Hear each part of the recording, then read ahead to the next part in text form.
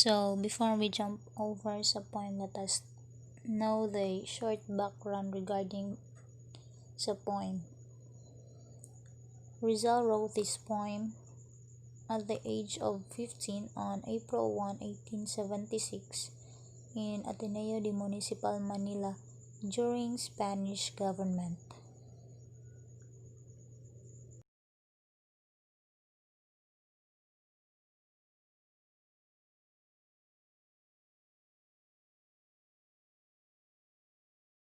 So, as an interpretation of Jose Rizal's first stanza, we can say that education is really a great power, no? It has a great capability to uplift our state. So, and actually, she leaves the motherland. So, education leaves the motherland.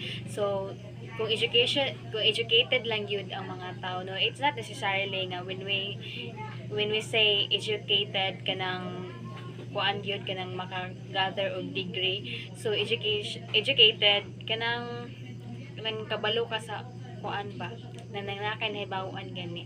So mas maybe mas maayo gyud tong naatay degree, but it it doesn't limit only to that. So kuan, an educated person, no, and the education, it can multiply the resources, no, kay magtakot it does not benefit only one person, it benefits all. So especially if with a prudent hand, no, gamito lang siya og pero so as a summary, education is a great tool to improve our state. So it can give life to, no, revives the matrix of the fragrant flower. It can give life to a dying country, especially atong country sa una under the Spanish government. So that was my interpretation. Now let us proceed to the second stanza. So let me read it to you. For her mortal man will gladly part with all he has, will give his calm repose. For her are born all sciences and all arts, that proves the towering mountain's lofty heart, the purest current of the streamest flows. So education without stint or measure gives security and peace to lands in which she lives. As an interpretation to Rizal's second stanza, now we can say that education is the birth of all innovation.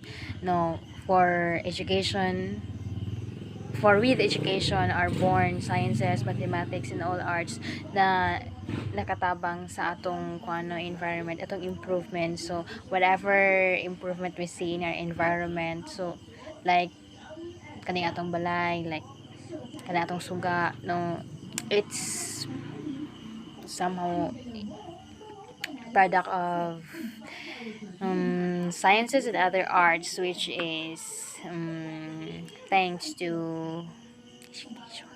So, but the highlight of this poem for me really is the last two lines, which says that so education without state or measure gives. So what does it mean? So ang education ko nga walay stint and measure, walay limit, walay kinatuban and restricted, free for all, charot. So manangingon nito, education for all. So it gives security and peace to land in which she lives. So concrete example kaya to si kaning pag-educated ni Rizal, naka-educate sa atong mga heroes sa una. So mauna ang kita karon, no, somehow is a step to have security and peace we have right now. So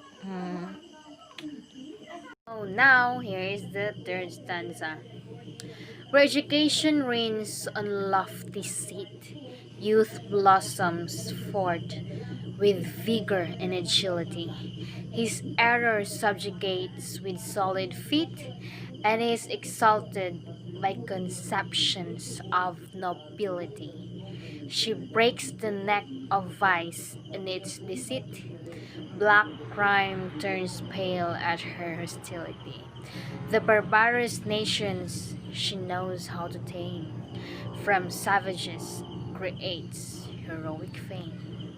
So as an interpretation to the third stanza of Rizal's poem, we can clearly see na ang focus ani kay ang youth, so that we can say that youth excels with education, no?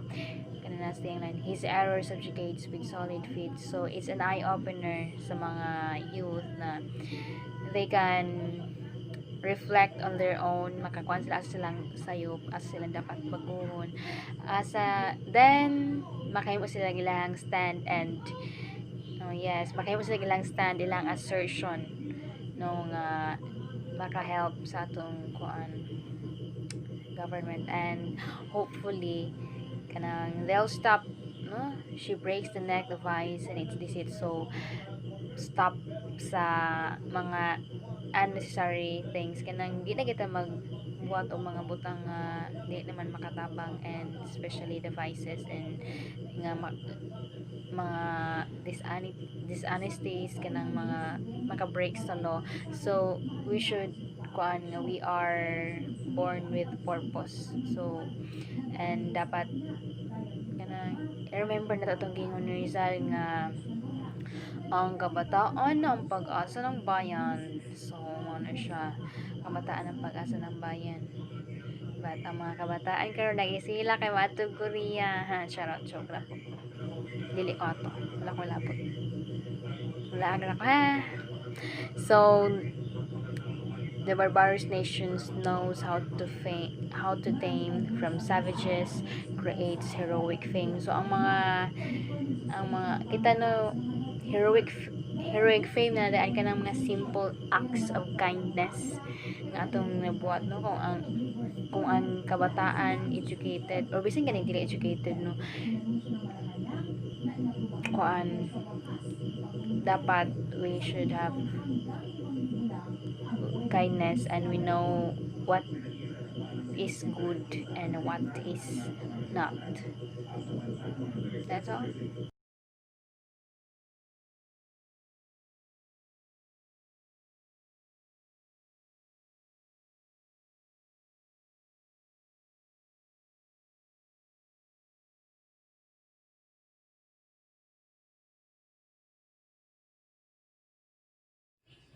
Knowledge is among the needs. In this poem, knowledge is likely to us a spring that nourishes everything. If we are knowledgeable enough, we can make our decision in a calm and a peaceful way to achieve our goals and dreams in life. In this poem, spring emphasizes for everlasting, same as if we have knowledge, it has no end. And if we seek and give importance to education, for sure, not only our lives will be secure in the future, but also our society.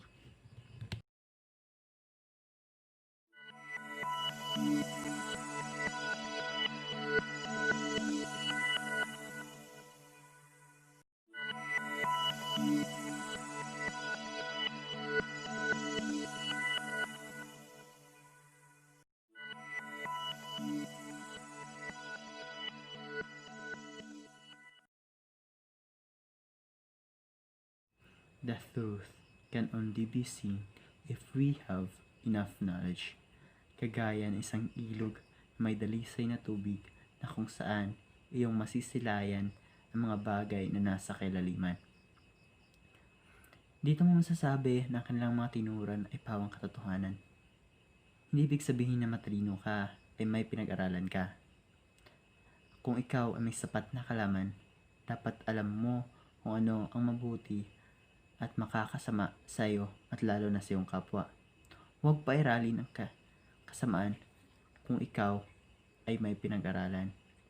And if we make the right steps, then you can say that you are a good model that others should follow.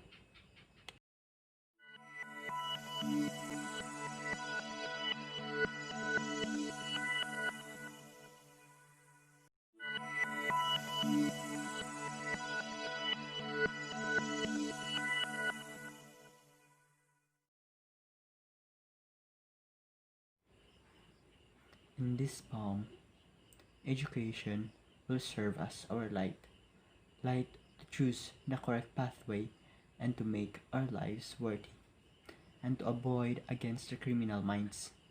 Ito ang magbabago sa atin kung ikaw ay nasa isang sulok ng kadiliman.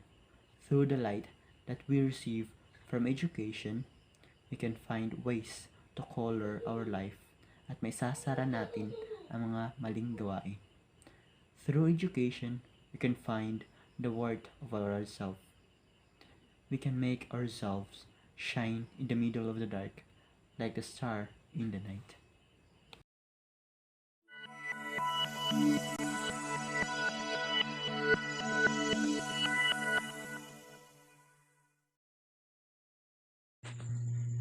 So the seventh stanza states that an educated man remains strong and courageous in the midst of trouble. Through education, our country with a strong and respectable citizen who are ready to fight for her no matter what.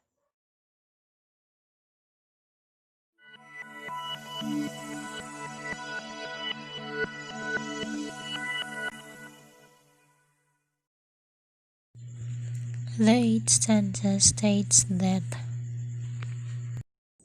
the achievements of an educated man are not forgotten, and he passed his wisdom to the generation that comes after him. In the stanza, Rizal also emphasized the importance of Christian education, as he obviously considered as an essential foundation.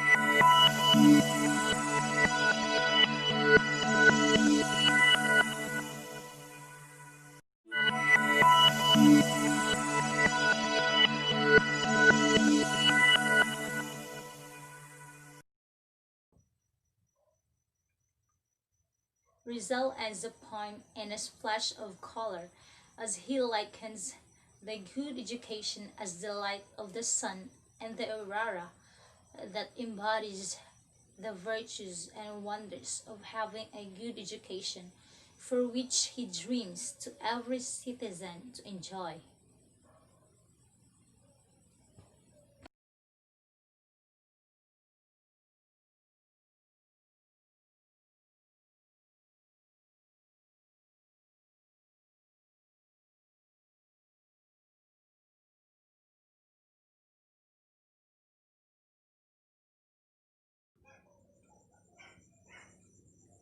Rizal employs personification throughout the poem, giving the human qualities to the idea of education as the powerful tool in changing a person and in a nation.